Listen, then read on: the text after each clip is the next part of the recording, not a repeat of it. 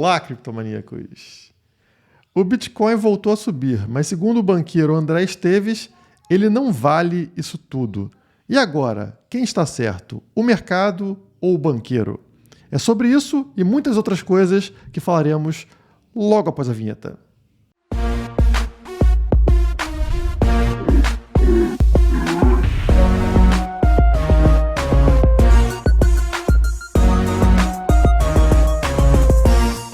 Se você está entrando agora nesse mercado e ainda está meio perdido com tanta novidade, aqui na descrição do vídeo nós temos diversos links para vários serviços como corretoras, carteiras, TradingView, que é esse site que eu faço aqui análise gráfica, os serviços da Criptomaníacos com análise gráfica, com tutoriais, com sinais, enfim, tudo que você precisa está aqui embaixo na descrição. Então te convido a dar uma passada e pesquisar se tem alguma coisa gratuita ou paga que te ajuda. Hoje, sem perder tempo, já vamos direto aqui para o gráfico semanal, porque no vídeo anterior, ou no vídeo retrasado talvez, eu mostrei para vocês aqui esse gráfico, né, o gráfico semanal, marcando com essas linhas amarelas as altas históricas anteriores. E eu disse para você o seguinte, sempre que o preço rompeu a alta histórica anterior no gráfico semanal, na semana seguinte ele teve uma correção, então a vela ficou vermelha.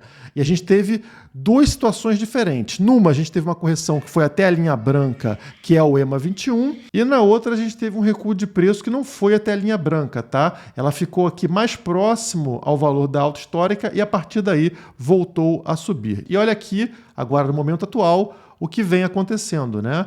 A gente teve o rompimento da alta histórica lá dos 65 mil dólares, né? A alta histórica aqui de abril desse ano. E aí o preço, na semana seguinte, como aconteceu das outras vezes, também teve um forte recuo. Recuou para dentro aqui do nosso retângulo cinza e, de forma mais parecida com ali em 2020, né, o preço volta a se recuperar a partir daqui. Não teve uma queda maior até a linha branca, o EMA 21. Já estamos vendo uma recuperação do Bitcoin, que tinha alcançado uma mínima aqui de 59 mil dólares e agora já está em 63 mil dólares novamente. Ou seja, estamos a somente 5% daquela alta histórica dos 67 mil dólares. Fazendo com que este cenário aqui fique mais parecido com esse cenário aqui que a gente viu em 2020, né, no rompimento da alta histórica de 2017. Né? Um rompimento e depois um pequeno recuo aqui antes da continuação do movimento de alta. Tomara que seja isso mesmo, né? Que aí significaria que muito em breve veremos novas altas históricas. Mas será que o cenário da economia global reforçam os fundamentos do Bitcoin? Será que faz sentido o Bitcoin valer tanto quanto ele vale e potencialmente valer ainda muito mais do que os valores atuais? Para analisar isso, vamos pegar as notícias aqui para entender. A primeira que eu vou puxar para vocês é essa aqui. Empresas nos Estados Unidos procuram desesperadamente trabalhadores. O que quer dizer isso aqui, pessoal? Vamos lá. Para manter funcionando a recém-inaugurada sala de degustação de cerveja no estado de Nova York, Peter Shekjian não tem escolha a não ser fazer seus funcionários-chave trabalharem 7 dias por semana. Ele tem dificuldade para contratar funcionários e aliviar a carga.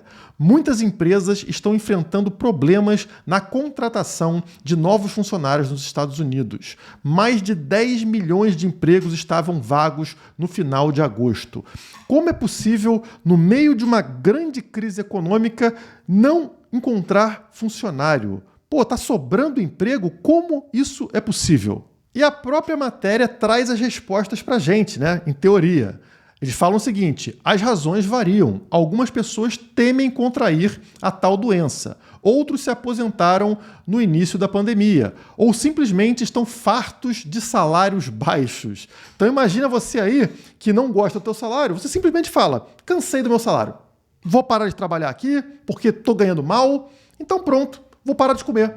Simples. Não preciso pagar aluguel, não preciso comer mais, simplesmente paro de gastar dinheiro e paro de trabalhar também. Como se fosse fácil assim. Claro que não é assim que acontece. A pessoa não pode simplesmente falar que o salário está baixo e eu não posso trabalhar. Como que é possível a pessoa parar de trabalhar porque não quer receber tal salário? Bom, está aqui na matéria. Benefícios de desemprego mais generosos lançados durante a pandemia. Ah, agora a gente tem uma explicação plausível.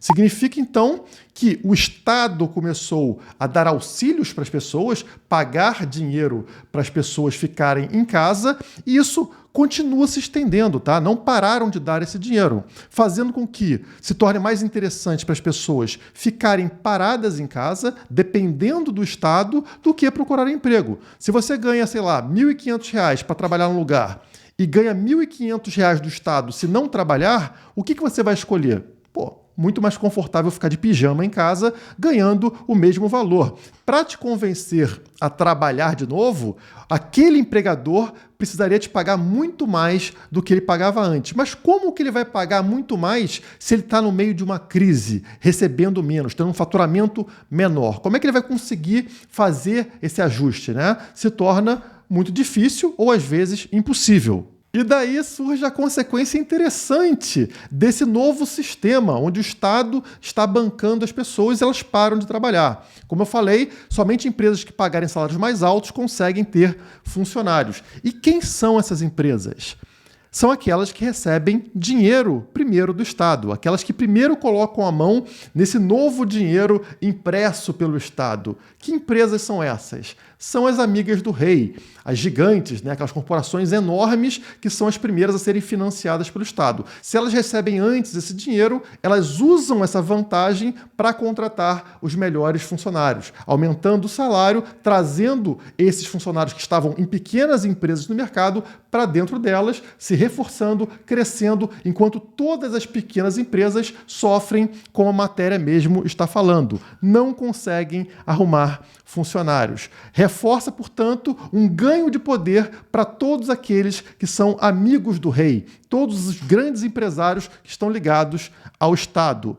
A isso nós chamamos de efeito Cantillon. Richard Cantillon demonstrou que as alterações na oferta de moeda e por onde a nova moeda entra na economia são fundamentais para determinar os efeitos gerados. O chamado efeito Cantillon define que o aumento da oferta de moeda cria inflação de forma desigual e tende a beneficiar aqueles que se encontram mais perto da injeção monetária. Resumindo para vocês, temos aqui um gráfico. Aqui em cima vocês encontram o Banco Central e o Banco Central começa a jorrar dinheiro para dentro do mercado. O aparato estatal aqui lançando dinheiro no mercado. Quem recebe primeiro essa grana preta aí do Estado são quem? Fundos, grandes bancos e grandes corporações. Esses colocam a mão primeiro no dinheiro e vão usar esse dinheiro em benefício próprio. Já que eles possuem essa grana e o resto do mercado não, eles vão contratar, eles vão comprar tudo que eles querem e a partir daí esse dinheiro começa a fluir para as próximas camadas. Então chega nas grandes empresas, detentores de ativos financeiros, bancos comerciais, todos eles também começam a contratar, começam a ganhar mercado e somente depois de todas essas camadas aqui chega no que a gente chama de economia real, que são os negócios informais, pequenas e médias empresas, trabalhadores. Quando o dinheiro chega aqui, né, já chega em forma de inflação, o que acontece? Já não tem mais trabalhadores qualificados, já não tem mais vantagem alguma a ser tirada, só chega a desvantagem. Aqueles que estão lá nas primeiras camadas, que primeiro receberam o dinheiro do Estado, tiveram um grande benefício. São eles os grandes beneficiados de todo esse efeito Cantillon que o Estado faz de forma intencional para favorecer os seus amigos. Dinheiro para os amigos do rei e inflação para a plebe. É isso que acontece aqui. E muita gente começa a entender o funcionamento dessa máquina, né? O que o dinheiro estatal gera no mundo, né? Os problemas gerados por ele. Inclusive, um senador americano, o Rand Paul, disse que o Bitcoin pode se tornar a moeda de reserva mundial. E por que ele afirmou isso? A matéria explica. As moedas governamentais não são confiáveis. Elas não são lastreadas por nada, disse o senador Paul. A confiança dos americanos no governo permanece baixa. Uma pesquisa realizada agora, recentemente, disse que a confiança no governo federal para resolver problemas internacionais está no seu recorde mais baixo da história. Somente 39% dos americanos confiam. E aqui eu destaquei para vocês uma coisa interessantíssima. A confiança dos cidadãos americanos no estado deles e principalmente no governo local da cidade deles está no nível muito mais alto do que a confiança no governo federal. Então 57% confiam no estado e 66%, um número ainda maior, confiam ali no governo local, né, no seu município, digamos assim, no seu distrito. E o que a gente está percebendo aqui? Quanto mais próximo do indivíduo, maior a confiança. Isso significa que a descentralização está acontecendo pouco a pouco. As pessoas estão focando mais, cada vez mais, no indivíduo, naquilo que está mais próximo delas. Por isso que a confiança no governo local é maior do que a confiança num governo distante, num governo federal centralizado. Isso aqui é um processo de descentralização que começa a refletir na confiança das pessoas com relação àquilo que é centralizado, né? Elas desconfiam, elas não querem mais olhar para a centralização como algo positivo. E as pesquisas começam a verificar esse tipo de fenômeno. E é por isso que até um senador, o Rand Paul, disse o seguinte: eu começo a me questionar se as criptomoedas não serão a moeda de reserva mundial, porque as pessoas estão perdendo confiança no governo. Exatamente, as pessoas estão perdendo confiança na centralização. E o governo é uma centralização, a maior de todas no caso, né? E quando o governo é descentralizado, como nos distritos, por exemplo, ele ganha mais confiança das pessoas. A direção está clara aqui, pessoal. Estamos indo rumo à descentralização. Ela é inevitável, até mesmo em pesquisas grandes como essa que eu mostrei para vocês. E esse efeito Cantillon que eu apresentei para vocês nesse vídeo, né, devido à inflação, à impressão de moeda, não acontece somente nos Estados Unidos, obviamente, acontece também no Brasil, como essa matéria deixa bem claro. Real é a quarta moeda que mais perdeu valor no mês de outubro. Moeda brasileira tem sido bastante pressionada por causa das incertezas com as contas públicas diante das manobras do governo para furar o teto de gastos que eu apresentei para vocês no vídeo anterior.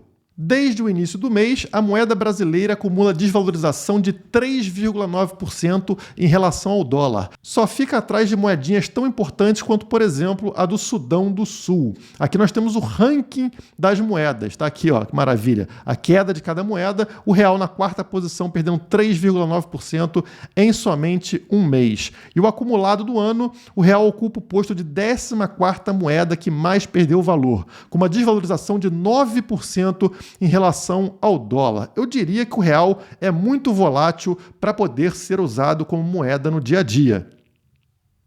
Mas ao contrário do senador americano que entendeu o valor do Bitcoin num cenário bizarro como esse que a gente está vivendo, o banqueiro brasileiro não entendeu e fez a seguinte declaração aqui: Bitcoin não vale esse preço, diz André Esteves do BTG Pactual em áudio vazado de reunião com clientes. Vamos ver aqui, tá aqui o André Esteves, que, pô, parece o Antônio Tabet de peruca, né? Será que é ele, o Kibiloco? Não sei, mas enfim. A declaração dele foi essa aí que vocês viram. E aí, ó, tá falando aqui como é que aconteceu. Vazou essa conversa, no final da conversa o banqueiro foi questionado sobre o Bitcoin. A resposta começa de maneira irônica. Bitcoin? Ah, tá barato aí, 66 mil dólares, disse ele, provocando uma onda de risadas entre os participantes da reunião. Eles começam fazendo graça, né? Depois eles compram, é sempre assim. E aí a gente continua aqui. Me atrai muito o ecossistema que vai vir junto com as criptomoedas. Esse mundo de blockchain e finanças descentralizadas e tal. Quem não entende sobre Bitcoin, geralmente fala que o que importa é a blockchain e não o Bitcoin, quando é justamente o contrário, né? O que importa é o Bitcoin, não blockchain. Mas como ele não entende muito desse mercado, ele está olhando para o quê? Blockchain, DeFi, todas essas coisas aí que ficam inventando para pegar o teu dinheiro. E ele fala também que em breve bancos centrais do mundo devem criar suas próprias moedas digitais, mas se manteve cauteloso com relação ao investimento em Bitcoin. Então, quer dizer, para ele aqui a segurança está no dinheiro estatal. Então, essa moedinha digital do Estado, 100%. Bitcoin, pô, é meio arriscado isso aí, né? Melhor ficar de longe. Olha a afirmação. O Bitcoin tem valor nesse preço? Eu não sou um entusiasta. Se alguém quiser fazer alguma coisa aqui, eu recomendaria uma parcela pequena do patrimônio para poder testar, entender e aprender, e não usar alavancagem. A única coisa que eu concordo aqui com ele é não usar alavancagem. Não use alavancagem, que realmente é algo muito arriscado. Todo o resto aqui não faz sentido. Ele está falando assim, fique 95% comprado em reais e 5% comprado em Bitcoin. Para mim isso é extremamente arriscado devido aos motivos que eu apresentei para vocês ao longo desse vídeo. E ele continua: eu não vejo isso como moeda global. É muito volátil, muito insegura. Uma história que ninguém sabe quem criou. Um cara que tem 20% do estoque há de convir que é uma história muito doida. Primeiro que doido tá ele, né? O Satoshi não tem 20% do estoque de bitcoins. O Satoshi tem 1 milhão de moedas das 20 milhões existentes. Então é 20 avos, ou se você quiser, 18 avos do que tem atualmente, né? Ainda falta alguma coisa para minerar. Então tá longe de 20%. Mas independente disso, o problema dele é que ninguém sabe quem criou. Olha só que coisa interessante, né? Ele, como um banqueiro, ele tem contato direto com o Banco Central e tudo mais. Então ele liga aqui e fala, pô, pessoal, vamos mexer na taxa de juros, pessoal, vamos fazer isso, vamos fazer aquilo, vamos inflacionar. Então ele tem esse contato próximo. Ele queria ter um telefone do Satoshi Nakamoto, mas ele não tem. Então isso dá um certo desconforto nele, né? Como é que eu vou conseguir dar uma manipulada no mercado se eu não conheço esse cara? Se eu não consigo ameaçar esse cara ou ter um contato com esse cara? Eu entendo o desconforto de um banqueiro nessa situação, mas o Bitcoin existe justamente para não deixar esse banqueiro ter o poder que ele quer ter. Então funciona bem. É por isso que funciona bem. E ele não para, vamos continuar aqui. Os bancos centrais não vão abrir mão de um arcabouço que eles criaram nos últimos 20 anos de prevenção à lavagem de dinheiro, que funciona muito bem com a moeda estatal, como a gente sabe, já que 99% da lavagem de dinheiro é com a moeda estatal usando os bancos tradicionais, mas aí não tem problema, né? O problema da lavagem de dinheiro não é com a moeda lá que ele controla, é com o Bitcoin, obviamente. Vão deixar a inovação fluir desde que ela não passe esse sistema que custou tanto para ser montado com legitimidade. Que legitimidade é essa? Quando foi que eu autorizei algum banco a ficar desvalorizando a moeda que eu tenho na minha carteira? A gerando inflação, a mexendo em taxa de juros? Não tem nenhuma legitimidade nisso aqui. Vieram e começaram a roubar meu dinheiro. Não é legítimo. Pode ser para ele que está ganhando alguma coisa com isso. Para mim, de forma alguma. E é como eu vivo falando, esses argumentos aqui são de pessoas que não conhecem Bitcoin, tá? São pessoas que usam argumentos batidos, né, que saem na mídia o tempo todo, achando que isso faz algum sentido quando não tem nenhum sentido. E isso fica provado não pela opinião de um banqueiro, e sim pela reação do mercado a esse ambiente de hiperinflação, como a gente pode ver nessa matéria aqui. Nada de ETF. Medo da inflação teria sido o motivo real para o rally de alta do Bitcoin, dizem analistas do JP Morgan, um outro banco tradicional. Então, aqui na matéria, eles falaram o seguinte: acreditamos que a percepção do Bitcoin como melhor hedge contra a inflação do que o ouro seria a principal razão para a alta atual, desencadeando uma migração de ETFs de ouro para fundos de Bitcoin desde setembro. Então, o fluxo está saindo lá do ouro, como hedge para a inflação, e migrando para o Bitcoin. Os analistas afirmam que essa mudança de fluxo permanece intacta, sustentando um cenário altista para o Bitcoin até o final do ano. É o próprio banco afirmando que o preço do Bitcoin faz tanto sentido nesse cenário de inflação que vai continuar subindo até o final do ano. Ficou ruim aí para o nosso amigo André. E nessa mesma linha temos essa notícia de que titã da renda fixa começa a investir em criptomoedas. Quem é esse grupo? A Pinko, empresa que gerencia mais de 2 trilhões de dólares em ativos, mais do que o valor do próprio Bitcoin, afirmou através de seu diretor de investimentos, Daniel Ivassin, que está pronta para entrar de vez no Bitcoin. Por que eles querem entrar, né? Oportunidade de mercado. Ivassin afirmou que o Bitcoin tem um futuro promissor e servir de forma teórica como um hedge à inflação. Mais uma pessoa, mais um grupo gigantesco afirmando que o Bitcoin é um hedge contra a inflação e é por isso que tem valor nesse momento. E aí eu destaquei essas duas frases. Ele fala sobre a negociação do primeiro ETF de Bitcoin servir para ajudar a legitimidade da criptomoeda, fornecendo uma maior segurança para os investidores. Então, na hora que lançam um ETF de Bitcoin no mercado, as pessoas passam a olhar o Bitcoin realmente como um ativo seguro e não mais como uma moeda de bandido para lavagem de dinheiro, como o nosso amigo André do BTG comentou. Então, esse primeiro ETF, ele já alertou as pessoas sobre, peraí, então quer dizer que o Bitcoin é algo sério, não é algo de bandido. E agora a gente vai ver um processo, que não é um processo imediato, não é um processo instantâneo, é uma escadinha de investimento, como ele mesmo fala aqui na sequência. E Vaicin afirma que eles estão aumentando a sua exposição às criptomoedas, em um processo gradual, usando muito tempo para pensar em como fazer isso com cautela enquanto falam com investidores, dando pequenos passos por vez. Estão vendo como que vai ser um processo de degrauzinho, né, de escada, para ir subindo pouco a pouco esse investimento, ganhando a confiança dos investidores? Isso reforça uma tendência do preço do Bitcoin subir pouco a pouco. O Bitcoin está barato hoje, porque a maior parte desses investidores ainda estão cautelosos, mas pouco a pouco ganhando confiança graças a eventos como a aprovação de um ETF de Bitcoin. E até mesmo uma idosa de 82 anos está se dando conta disso. Olha que interessante, né? A matéria diz: idosa de 82 anos usa NFT para comprar 20% de apartamento no Rio Grande do Sul e vai receber valor proporcional dos aluguéis. Vamos ler a matéria aqui.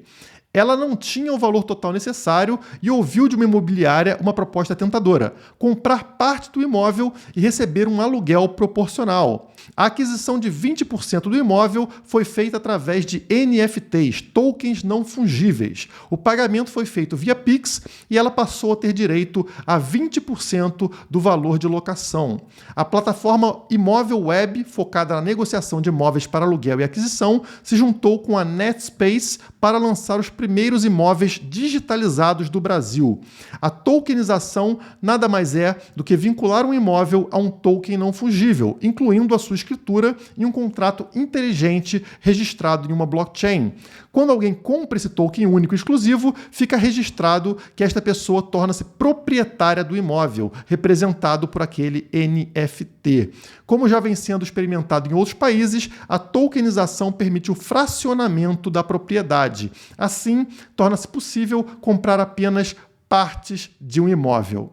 Então, aqui no caso, esse apartamento aqui, onde a senhora tem 20%, não está registrado lá no cartório do Estado, né, dizendo a senhorinha tem 20% do imóvel. Não, não. O imóvel lá para o Estado é da local web aqui, né, da imobiliária que possui o imóvel. Mas na blockchain está registrado que a senhora tem 20% e todo mundo concorda com isso. Ela recebe 20% do aluguel. As pessoas olham para a blockchain como definidora de quem é o real proprietário. E mais isso vai se tornar comum, porque estamos num mundo onde as pessoas querem ter partes das coisas sem depender de toda a burocracia estatal e todo o custo estatal. Então essa senhora, de forma fácil, adquiriu 20% de um imóvel e consegue 20% de um aluguel, mesmo sem o carimbo de um político, de um parasita do Estado. O que vai acontecer quando esse tipo de coisa se tornar comum? Ou seja, todo mundo recorrer à blockchain para verificar propriedade. O Estado perde mais uma arma que ele tem, que é de definidor de quem tem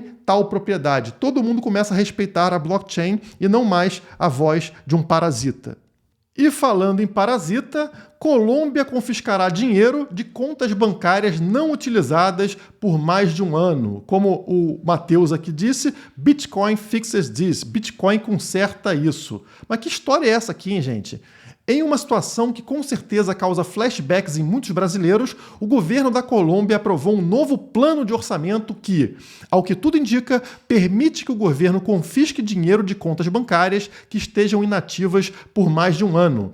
O objetivo é usar o dinheiro para complementar o orçamento geral da nação. Que bonito, né, gente? Então é uma lei que aprova o assalto a banco. O governo pode ir e roubar o teu dinheiro na conta bancária se você não tiver mexido na sua conta por um ano. Imaginem se isso acontecesse com um ladrão na rua. O ladrão vem te assaltar e ele justifica o assalto da seguinte forma: olha, eu estou te assaltando aqui, mas é por um bom motivo.